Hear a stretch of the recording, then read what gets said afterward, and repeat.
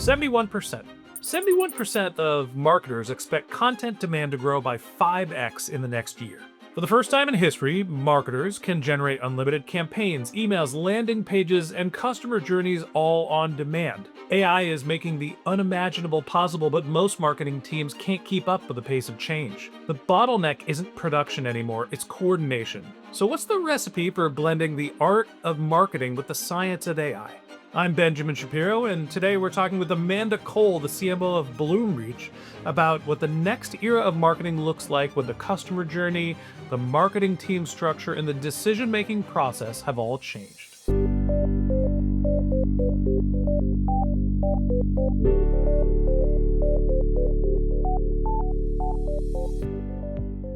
Amanda, welcome to the Martech podcast. Thanks for having me. Excited to have you on the show. Thanks for joining us. We've got a fun topic today. Let's start off by saying everything we're going to talk about is about baking cookies. Let's start off with, what is your experience baking? It's very bad. I do not bake because there's too many rules, and you have to be very specific in what you include and how much of it. And I would rather cook than bake. Well, there you go. Now you gave the recipe. I am great at chocolate chip crescent rolls with the Pillsbury crescent rolls that my Oh, kids eat in the morning, and that's about the end of my experience. But the reason why I want to ask you about baking is we're going to make the metaphor here, the comparison of why modern marketing is like baking cookies. So dive in here and tell me why marketing today is like baking cookies.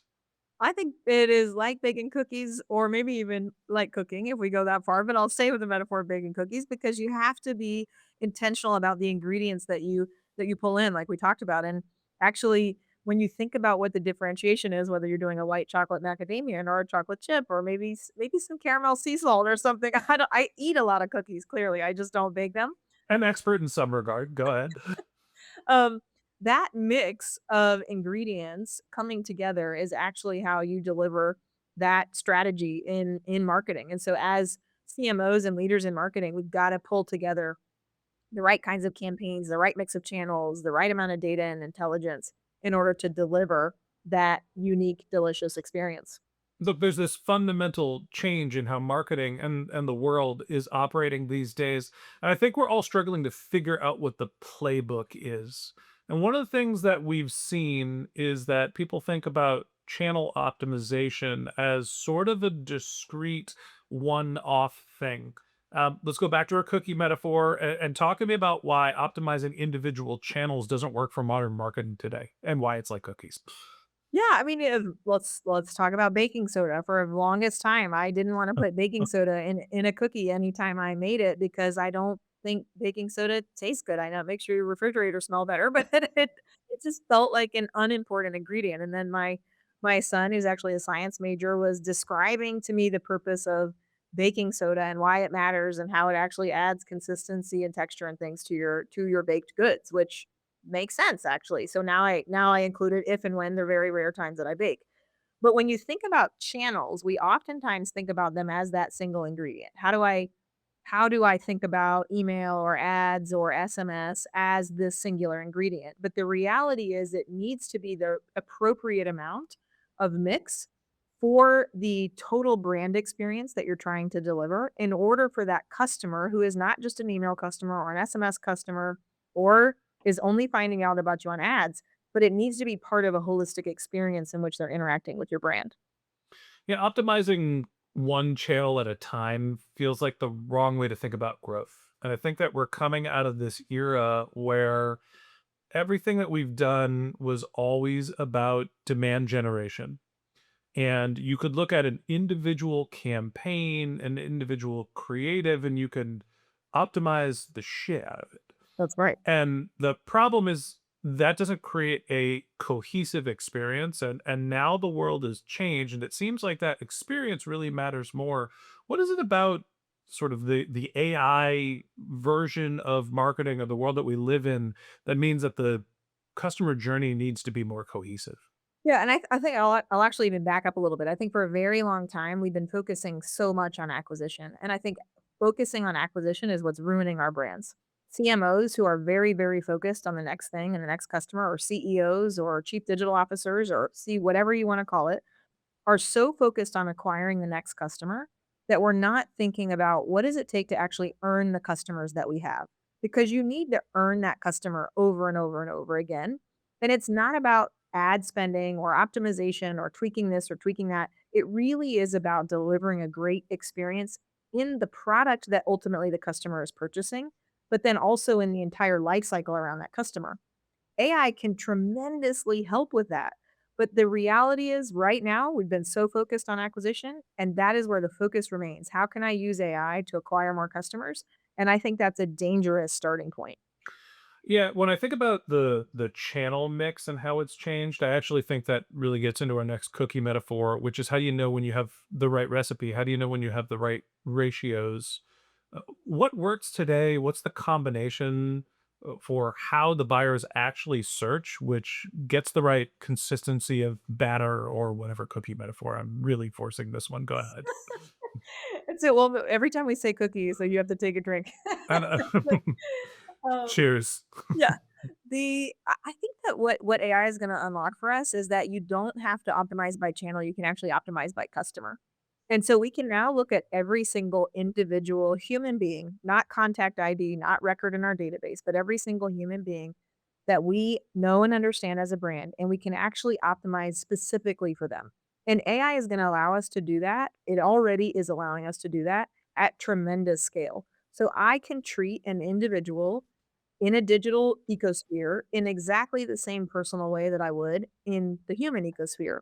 And where pre-AI, we kinda were getting there with micro segments and smaller audiences and those kinds of things, and technology was helping us get there to a certain extent. AI is allowing us to do that at an individual level. Yeah, I think that in the pre AI era, our cookies had too much flour and they were dry as hell.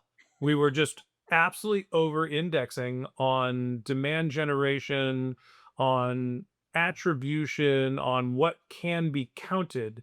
And we totally under indexed on the things that people love, which is butter and chocolate. And yes, our cookies were plentiful and, God, forget the cookie metaphor for a second. We did a ton of marketing and we optimized the crap out of everything. I don't think any of the people actually like the buyer experience. And I'll even go down to like B2B and go to sales where it was like the SDR and the qualification and the connection to AE and it's like all this to just get a demo to see what the product is. Now all of that stuff seems to be going away. So when you think about channel mix today and we're moving away from this attribution at all costs, everything must be measured or it doesn't count.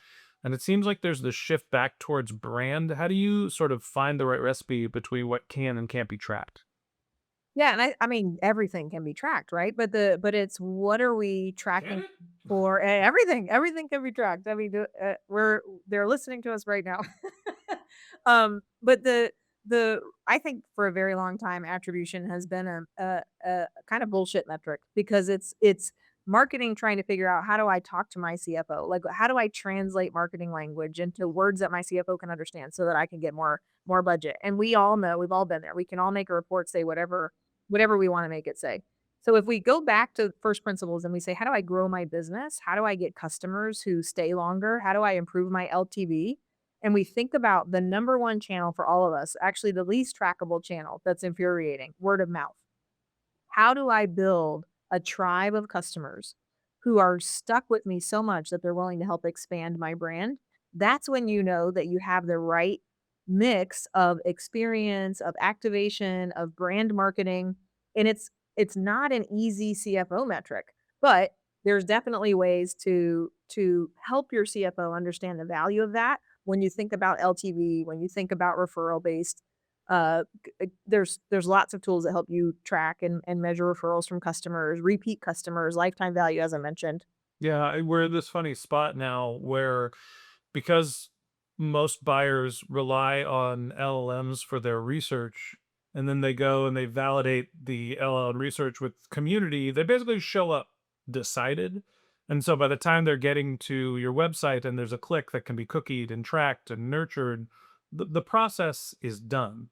And so to me, it's kind of like we're in this era where like the batter is already made and all we're doing is put in the oven. A lot of it has to do with how good is your brand. And it seems like the companies that invested in brand in the pre-AI era and have that muscle built and have that authority, like all of that is being grabbed by LLMs. And so we're seeing this shift in terms of the brand centric and the relationship centric brands are tending to operate and perform very well on the marketing side. And the ones that were pure demand gen are really struggling. Are you seeing the same thing? Absolutely. And the reason, especially in B2B, brand is not a campaign. And in B2B, you often see brand as a campaign. In B2C, you see that brands are these things that customers live and breathe. It's part of their identity. They wear something proudly or they own something that means a lot to them because there's identity and community in brand. And in B2B, we forsake that. We make brand a campaign. We don't think about what does this mean as identity, as community, as how does this define the people who are our customers when they say that they are a customer of Bloomreach. What does that mean about them and who they are? And so brand is not a marketing metric. Brand is I think, a company metric that the product team has to care about, the sales team, the marketing team, the engineering team. Like it is something that we live and breathe because it is a representation of who our customers are when they buy from us. I want to talk to you a little bit about what it means to be a CMO today. And it seems like going back to our cookie metaphor, CMOs are being asked to switch from a gas oven to an electric one, right? We're being told don't use the old playbook, now use AI to do everything. What does that feel like, and how is it affecting the role of the CMO? Yeah, it's actually more akin to a pressure cooker, I think, where it's like Okay, you're really feeling it and you better cook well fast. well played. Um, but I mean, I think that this is like any technology transformation. There's a very high level of understanding of what is possible with the technology, and a very limited understanding of the shit that you have to fix in order for that technology to work. And so we're seeing the collision of those two realities come to play. That if we didn't have all this baggage, we probably could leverage this new tech and actually move a lot faster, but the reality is most of us have established systems and infrastructures and teams that we need to bring along this transformation. And so I think that the natural result right now is to just apply AI to a problem. And what that's doing is exposing the messy infrastructure, and it's really kind of highlighting some of the challenges that we have organizationally. You were talking about enterprise software sales cycles. We all hate that cycle. You have to fill out a demo request form, and then you talk to somebody on the phone, and then it takes you 3 more calls before you ever actually see the platform. And by the time you see it, you're like, "I'm over it. I don't wanna do this Mhm. anymore." That has to change immediately. We see that happening in a huge way with AI startups coming in. You're validated as an AI company if your software is easy to use and I can access it and interact with it immediately. How we do that and make that transformation happen is going to have to be done with AI, but I can also tell you that there are a lot of use cases where we're applying AI where we're actually ruining the customer experience. And that balance is where I think CMOs need to be spending most of their time. You mentioned the pressure cooker effect, and I'm imagining that that is the CEO saying, putting downward pressure and saying, use AI. We have to be AI driven. You can be better. You can be more efficient. Here's the tool. Go get them. It's a bunch of sugar. Just pour it on top of the cookies. It'd be great. And then the CFO is saying, great, show me performance metrics. And so you're building things that are new. You're trying to experiment to do things a different way, but you're asking to be doing it better than what is tried and true. And to me, that's where the pressure comes in. Am I imagining that? Is No, there that's still the same exactly pressure from the CFO, and does the COO? Did the two of them need to get in a room and talk about what the recipe should be? yeah, I think it's a you're exactly right. It's the I need to try and do new things. But the ask is try and do new things with the budget that you have and make sure you don't miss the targets that you already have. So I need to have time to try and do new things with the same budget that I already have. And then the speed at which I need to transform has to be pretty fast. So I need to learn and pivot really, really quickly. And by the way, bring my entire organization along in a process that likely is redefining their job. And they're starting to clue in like, if we make this transformation, what's going to happen to me and my role?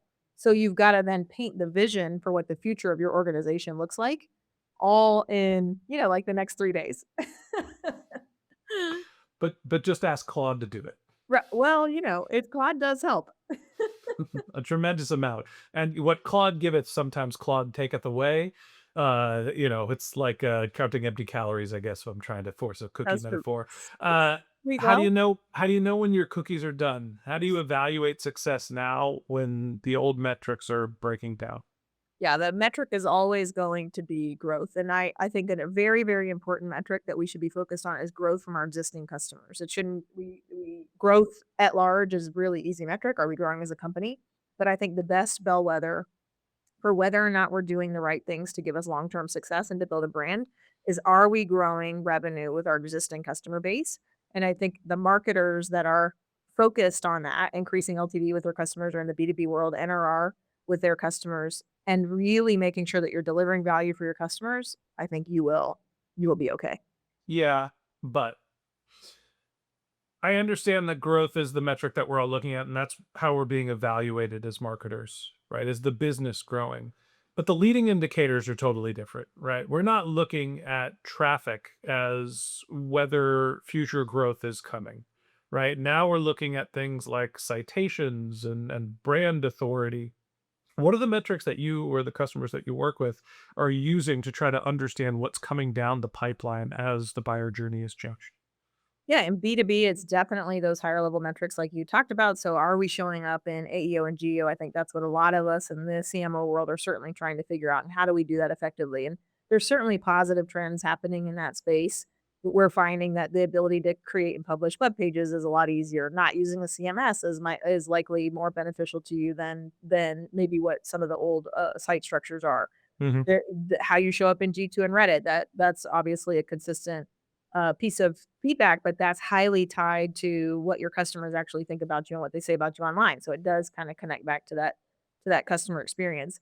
And then you look at the next level of metrics, like, are we actually in B2B, are we generating the leads and the conversations and the meetings that our sales team needs to be having? And another metric I think is really important for customers or for marketers, excuse me, in B2B is, are our customers using our product? And those are real-time metrics that you can look at and say, how often are our customers logging in, interacting, getting value? What does our support ticket look like? And those don't feel like normal marketing metrics, but they're absolutely things, again, that give you an indication of how well aligned you are with the market and with your ICP and where things are headed. On the B2C side, we see a lot of customers talking about repeat purchase, or how win back is going, how are we actually doing in total order volume. So there are certainly early stage metrics that still connect back to revenue that are super important for marketers to pay attention to. It seems like the kitchen's a lonely place right now. Uh, what's it like to be a CMO when you're asked to be using different tools, using different ingredients, if you will? When you're sitting in that seat, is it any different than what the world was like before? Or am I imagining, being in a kitchen baking cookies on their own? It is. I think it is really hard right now because, as you said, the playbook was kind of written, and so we all did the same thing. There were some variances, certainly very cool campaigns, but how you did the work or how you baked the cookies or the ingredients that you used were all pretty similar. And now we're in the middle of rewriting that playbook, and we're all trying and testing different things. And we almost don't even have time to really connect with each other and talk about what's working and what's not working, what cookies failed, or what do we think ended up tasting really good. And then you add to that layer the competitors and what you hear from your CEO and your CFO about, apparently every competitor in the world is moving faster and doing better than you are. And so it does feel like you're left behind, or you're not smart enough, or you actually don't really know what you're doing. And it does feel a bit lonely these days.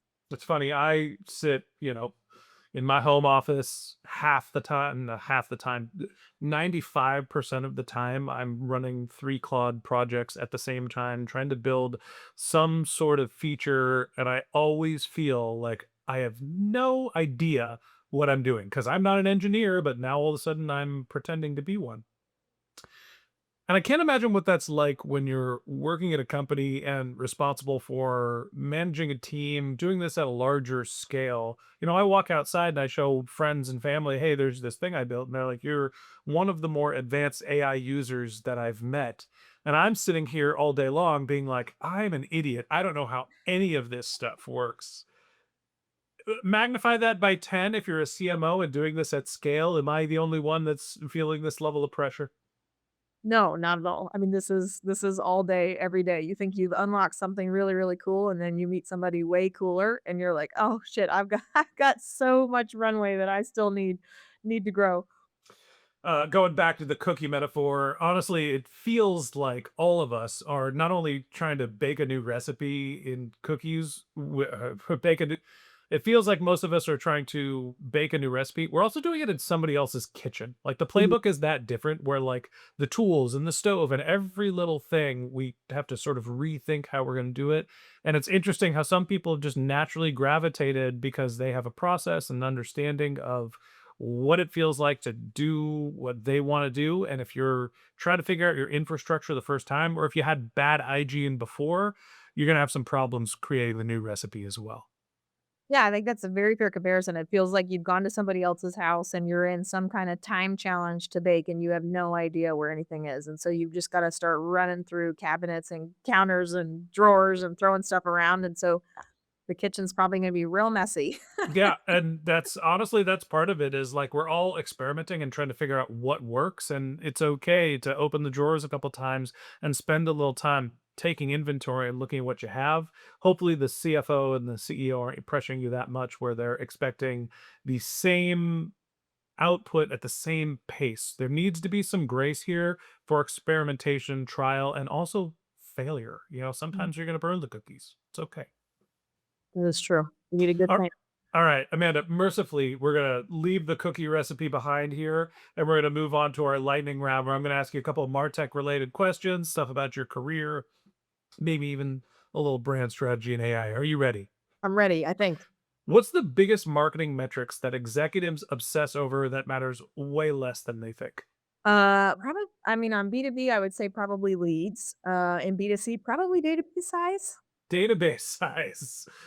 It's a bicep measuring contest, if you will. How big is your database? And I think it's and how it's we get that in podcasting all the time, which is how many downloads do you get? I'm like, getting a download is a file on a device. It's not a listener. It's not a listen. Uh, it's there's a lot of bad metaphors. I'll stay away from them. Why don't we just move on to the next question? If you could ban one phrase from every AI marketing keynote, what would it be? Probably AI.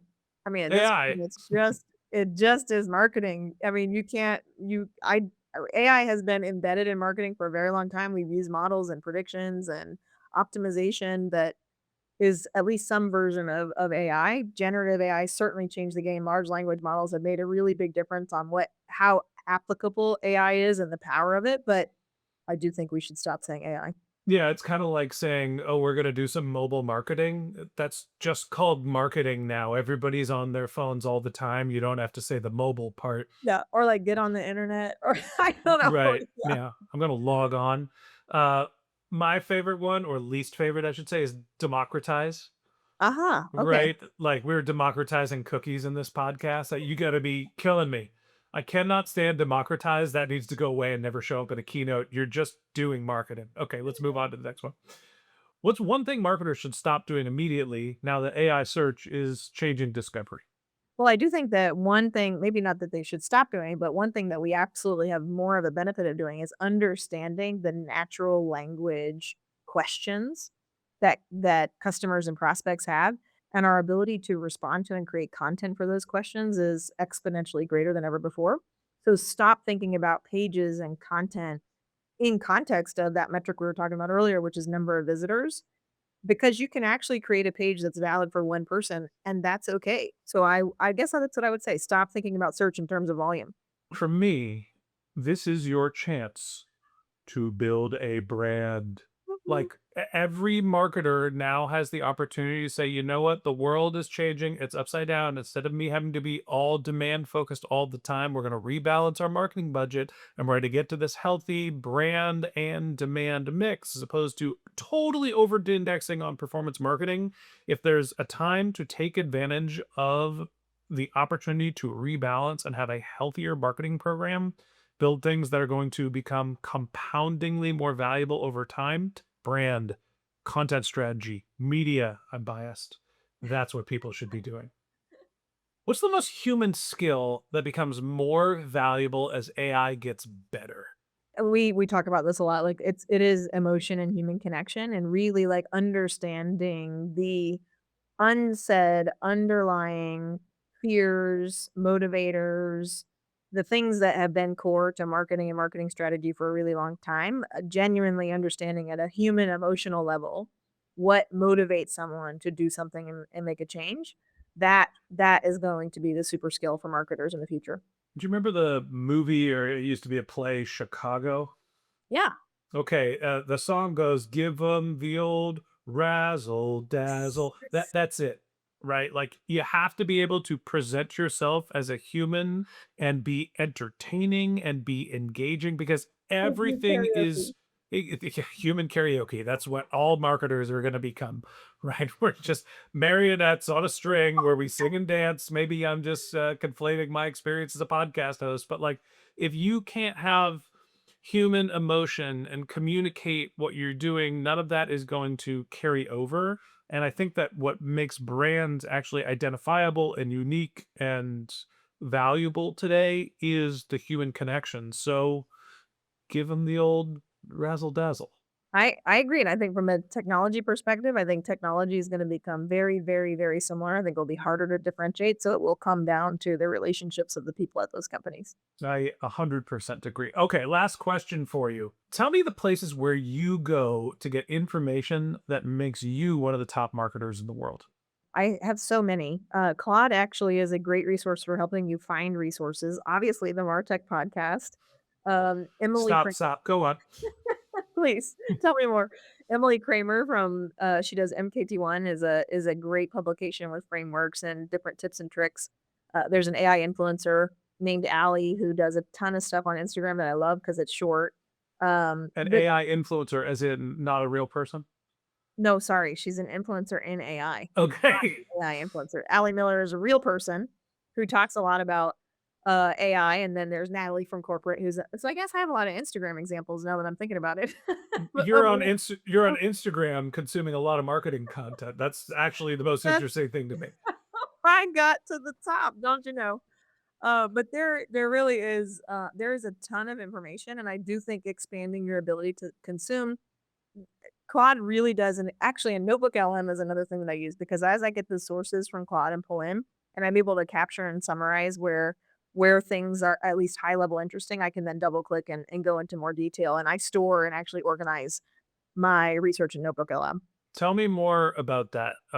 Notebook LM as your database essentially for research. How are you using it? Yeah, it's awesome because you can pull all the different topics, you can organize in folders by projects, you can query and have conversations and essentially a almost a digital twin version of yourself that you can debate with based on the context sources that you pull into Notebook LM. And so Claude from a I am obsessed with Claude. I am I the first thing I log into every day is Claude, and that most of the people I know it's the same. And so, like, identifying those sources, having questions, getting information, identifying thought leaders or posts or articles that or even books that I should be reading, and then the ones that I wanna keep track of or be able to reference and go back on and include in my thought process, those get stored in different project folders in Notebook LM. Tell me the coolest thing that you've built yourself using AI. I mean, I get really excited about the stuff that I build, and then when we go to actually use it, it doesn't necessarily work or it's not as cool as I thought. You know, I'll create a calculator that I think is really cool, or I actually created a share voice tracking tool. I connected Claude to Supabase to Vercel, and I built this whole what I thought was a really cool share voice tracking tool, and I sent it to our PR team, and they're like, You're an idiot. There's so many reasons why this doesn't work." So I think stuff PR is can't say that. They're supposed to be all buttoned up. they did. They did. They threw it out. So what I think is cool is that for all of our lives, everybody has been able to do the job of marketing. They've all told us how to write copy better, how design could be better, what swag could be better. And now, finally, we can say to engineering, we can do your job. I think that's the coolest thing. The coolest thing I built is the replacement and the ability to say, "Hey, engineering, I could do that I can do too." your job. Yeah. The most useless and my favorite thing that I've built with all of our internal tools, the color of the page changes throughout the day. I hear everything's logo has a gradient in it, and it looks a Okay. little bit like a sunrise. So the color changes where the gradient changes. So it looks like it goes from sunrise to sunset throughout the day. So when I look at any given page that I'm on, I basically know where I am in the day and whether I need to hustle or whether I still have time because I like love it's that. golden hour at the end of the day. And then, when I log in at night, the page is like black like midnight and it looks like a club. It's I do my love that. favorite useless AI development. All right. Well, Amanda, I appreciate you coming on the podcast, humoring me with the cookie metaphor, telling us a little bit about how to get ready for the new era of marketing, and talking about some of the fun stuff you've been doing. Thanks for coming on and being my guest. Thanks for having me. All right, and that wraps up this episode of the Martech Podcast. Thanks to Amanda Cole, the CMO of Bloomreach, for joining us. If you'd like to contact Amanda, you can find a link to her LinkedIn profile in our show notes or on martechpod.com, or you can visit her company's website, which is bloomreach.com. If you haven't subscribed yet and you want a daily stream of marketing and technology knowledge in your podcast feed, hit the subscribe button in your podcast app or on YouTube, and we'll be back in your feed next week. All right, that's it for today. But until next time, my advice is to just focus on keeping your customers happy.